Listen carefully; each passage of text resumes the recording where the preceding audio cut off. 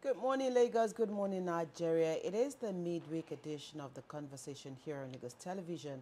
I am Abimbola Bilo.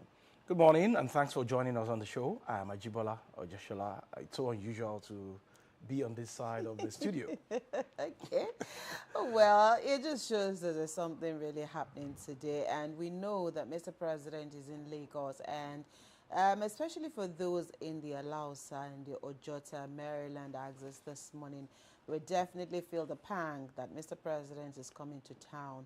Of course, he's scheduled to be at the Ojota Okwebi or the Maryland Okwebi Link Road, however we want to call that place, is actually before Ojota, and of course is also expected to be, of course, at the seat of power here in Alausa, Ikeja, to unveil projects. And, yesterday when we had the Commissioner for Information, I did ask him how ecstatic Mr. Governor is at the moment, again, to have Mr. President commission some of these projects, because again, this is about the last full year of Mr. Governor, and this is April. Time is TikTok. Yeah, time is flying. Time is flying.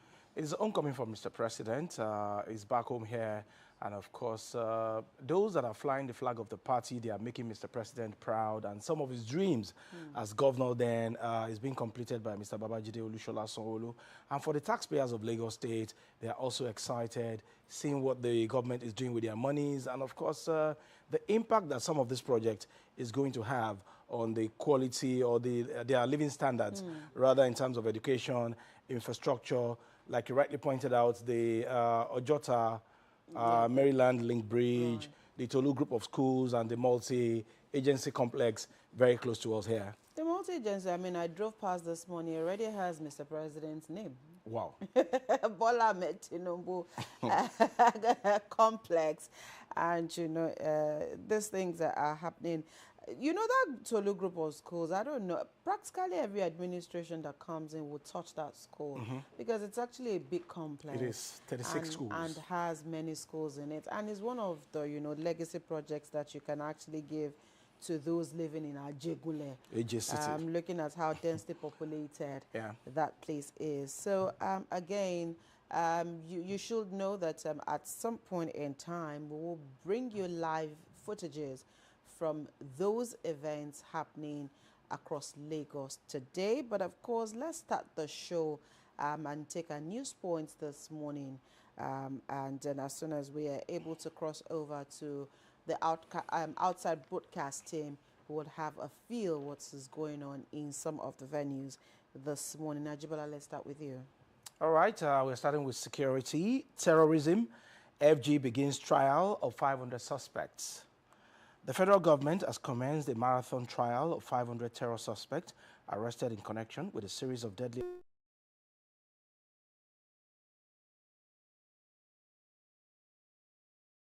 where more than 2,000 Nigerians have been killed and properties destroyed. Others were accused of aiding and abetting the heinous crime through direct sponsorship with either finance, arms and ammunition, as well as foodstuff and supplies.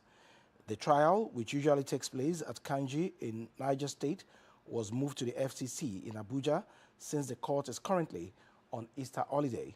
Some of the judges involved in the trial, defendants, are Justice Binta Nyako, Justice Emeka, Justice Musa Liman, and Akpan Ekirite, among others. The Attorney General of the Federation and Minister of Justice, Prince Lateef Fagbemi, SAN, supported by the Director of Public Prosecution of the Federation, Rotimi Oyedepo, SAN, led the prosecution team. On the other hand, the Director of the Legal Aid Council of Nigeria, Aliu Bagudu, led the defense team with support from several lawyers. Fagbemi, while confirming the decision of the federal government on the trial, revealed that a total of 227 suspects were put on trial yesterday before 10 judges of the Federal High Court. He thanked the judges for sacrificing their Easter holiday to conduct the trial of the suspect. To ensure that the trial was transparent and due process of law followed, it said that the federal government brought in representatives of the international bodies, Amnesty International, Human Rights Association, and the Nigerian Bar Association to witness the proceedings. The suspects were brought to court in loads of trucks with heavy security provided by armed soldiers, Department of State Service, DSS, and police. In one of the proceedings, Justice Binta Nyako sentenced a major food supplier to the Boko Haram terrorists in Bauchi State, Amatu Modu, to 40 years imprisonment for his involvement in terror activities. Modu, who confessed in the open court to supplying food items and information to terrorists, was put on trial by the federal government through the Minister of Justice. So that's it. The federal government, the trial of 500 suspects who were alleged to be involved in terrorism, and of course some are food suppliers to these terrorists, have started facing the music, and they are being tried in the Federal Capital Territory for their involvement in terror activities. Well, 500 is a huge number. It is. But we also do hope that due diligence was done before the 500 people were taken to court, because there's also a way of getting people who either didn't even know anything about these things to also be caught up in this. I mean, and 40 years is not a joke. It's not. We also do hope that these are the people that should actually be jailed, and not people fronting for people at the end of the day, because it will just amount to miscarriage of justice. And we also do hope that at some point in time, some pardon will not be meted out to these people, and they will be pardoned under any circumstance, given our antecedents in Nigeria. Yeah. But then it just shows again that perhaps we are beginning to get it right, because we've said it time and time again. If we do not see terrorists or sponsors being punished, then it just feels like government is also encouraging this set of people. So we just hope that this punishment, you know, are punishments that are in the right direction, and not just people who definitely shouldn't be caught up in this, that are actually being punished. But so let's see how this pans out at the end of the day. But I think if we look at the positivity this should bring, we do hope that it's going to send some signal, you know, to some people. And I also hope that those that are criticizing the federal government for not taking the problem of insecurity serious would at least give some credit to government for taking this bold step to try these 500 suspects. I know more will still be caught at the end of the day, but it's still better than nothing than what we have had before now. Right. Okay, let's take the second story this morning. This time round, we're talking about Mr. President's visit. Lagos announces partial road closures. And the story says the Lagos State government has announced temporary road closures across major corridors in the state ahead of the inauguration of critical infrastructure projects scheduled for today, April 8, and tomorrow, 9th, 2026, urging motorists to plan alternative routes to avoid traffic disruptions. In a travel advisory issued by the Lagos State Ministry of Transportation, the government said the restrictions are necessary to ensure safety and smooth movement during the commissioning activities. Commissioner for Transportation Oluwaseun Oshiemi said the partial closures would affect key locations in Ikeja, Ojota, Ajegunle, and Victoria Island as the state prepares to inaugurate major projects. The statement said, I'm trying to not read what you know, had been paraphrased before. According to the advisory, the inauguration of the Okpebi Mainde Link Bridge today will take place between 9 a.m. and 1 p.m. with traffic expected to be affected around Okpebi, Allen Avenue, Ikeja, and Ojota. And government announced that two major events will be held on Thursday within different time frames. The first event, scheduled between 9 a.m. and 1 p.m., is the inauguration of the Tolu Schools Complex in Ajegunle, which is expected to affect traffic around Olodia, Papa, and surrounding areas. A second event will be held later in the day between 4 and 7 p.m. at Eco Hotel in Victoria Island, with motorists advised to avoid the corridor or expect delays due to increased security and traffic control measures. Government said personnel of the Lagos State Traffic Management Authority, LASMA, would be deployed to all affected routes to manage vehicular movement and assist commuters. That's the thrust of that story. Of course, we do know that it's past 10 already, so traffic should have been cordoned off around Ojota and, of course, Ikeja, around Okpebi, Allen, because the event is scheduled to hold between 9 and 1 p.m. So we know that, of course, the Mende Link Bridge and Alausa here, activities will actually, commence fully. So that's it. Follow other routes. If you're able to also listen to, traffic radio and a couple of other stations that will help you navigate your journey today, especially if you're traveling around these axes before 1 p.m. That is the best way to go about the adversary for today. Any additions from your end? That's it. Mr. President is in town, and of course, some parts of the state, like Abimbola highlighted, movement there will be restricted for some hours. So we advise that in case you do not have any business in those parts of the state where Mr. President will be commissioning those projects today, why not just stay at home to avoid trouble? Because I know the security men. Yes, and majority of them might even come from out of state. So usually they only hear good. They don't know face. All right, those are the two stories we'll be taking on our news points this morning. Let's quickly go on to the X platform this morning and take a look at one of the many trending stories here. When I saw this story this morning, the first thing that came to my mind was Wike don't buy markets. Oh my God. And not only Wike, the contractor is definitely in trouble.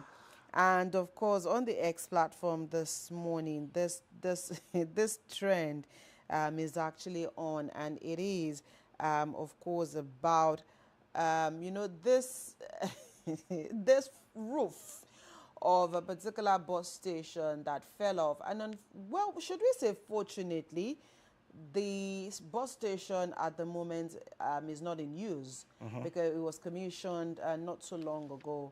And I think they were thinking of starting to put it to use in June, but the windstorm.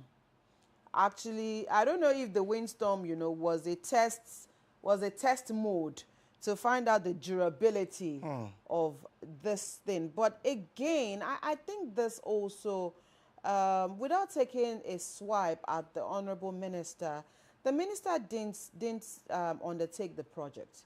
It was a project that was done by a contractor. And, sometimes, again, face value of certain things, you might think is top-notch. And at the end of the day, this is what we have. So most definitely the contractor is in trouble because he would probably need to refix these issues without getting a kobo. Oh my God. So it goes beyond, just taking a project, either a federal government project, a state government project, and not using proper materials is very important. And again, sometimes, maybe again, it is not the fault of the contractor.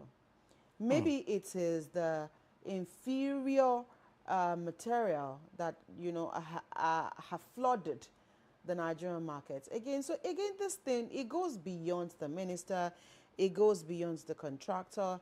This is where the Standards Organization of Nigeria also needs to come in. What is the status of those materials, those building materials used at that site? What if it was already in use and there were people there? What could we be saying those points, they are quite valid, but Nigerians. Number one, the Honorable Minister of the FCT, Nyesom Wike, did he thoroughly supervise that particular project? That's number one. The contractor, like you rightly pointed out, will be in trouble, but Nigerians will not spare the Honorable Minister of the FCT. They're not even sparing. Because that particular bus stop, I'm sure he must have been there a couple of times to inspect and, of course, certify those things fit for commissioning. But now, what would have resulted in loss of lives and property was actually saved yesterday. That's number one. Yeah. And the month of April 2026 will never be forgotten by the Honorable Minister. Earlier, was it last week? He misfired on air. He too should stop talking. He talks then too what much. Is the essence of this regular media chat? Are you the president of Nigeria? Oh, Go on social media and brief Nigerians if you have anything to brief. But anyway, we And can't. you know, even when he was talking to those our colleagues during that media chats, sometimes they are asking you very simple questions. You're telling me you don't know, you don't do this, you don't do that. For Sometimes a second, you were sounding like Years on Wiki.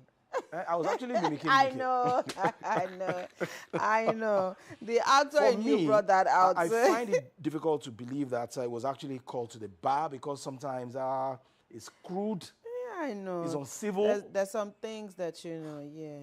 So And I hope Mr. President will query him for this. Maybe that will make him sit up. okay, so so this is how, this is panning out at the moment. And, if you look at the amount of money spent on that terminal, something needs to be done. And, queries, we just do hope that, something will be done. And at the end of the day, that terminal will be fixed as soon as possible and will be ensured that it is safe and secure for those that will be using the terminal. Contractor blacklisted? Yes. Well, until proper investigations are carried out, maybe not at the end of the day, depending on what actually went wrong. All right. Let's take the column for today before we take a break this morning, so that we can actually just go on our first break and wrap up the opening session of the program. So the column for today is coming from the Punch newspaper. Ajibola, are you ready? Yes, the column for today, like Abimbola said, is coming from the Punch and is written by Olalekan Adetayo through his telescopic lens. And I love the title, Season of Recycled Ambitions, Empty Promises. And I love the way he started it. Our politicians are at it again. They are in their element, doing what they know how best to do, politicking, without any thought for good governance. It's about capturing power, not proving their worth or earning the trust of the electorate. Though the next general elections are still some distance away, Nigeria's political landscape is already buzzing with familiar signals, strategic defections, subtle declaration, and so on and so forth. And what Lekon is essentially saying here is the fact that majority of our politicians, whether you're a governor or members of state assemblies, national assembly, they have abandoned governors at the moment and they are playing politics. But what is the value of the politics that they are playing? How is it impacting the people? Is a very big question this morning.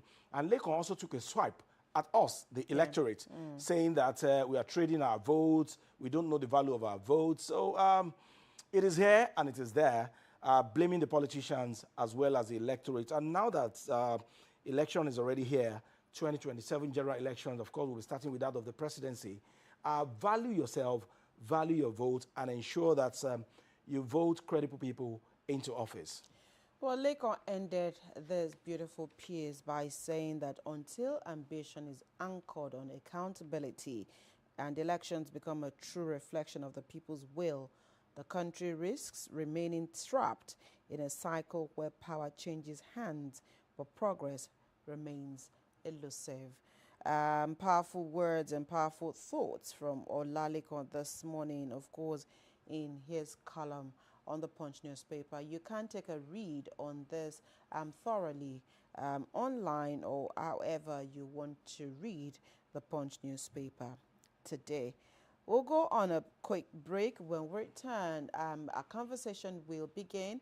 We'll have guests in the studio this morning to help us take a thorough look at the current infrastructural development here in Lagos, as well as, waiting, for live feeds from our team who are outside, monitoring Mr. President's visit across the state today. We'll be back after the short break. President Asiwaju Bola Ahmed Tinubu, GCFR, is coming home to celebrate progress. President Tinubu will commission key projects that will transform Lagos and further strengthen our position as the country's economic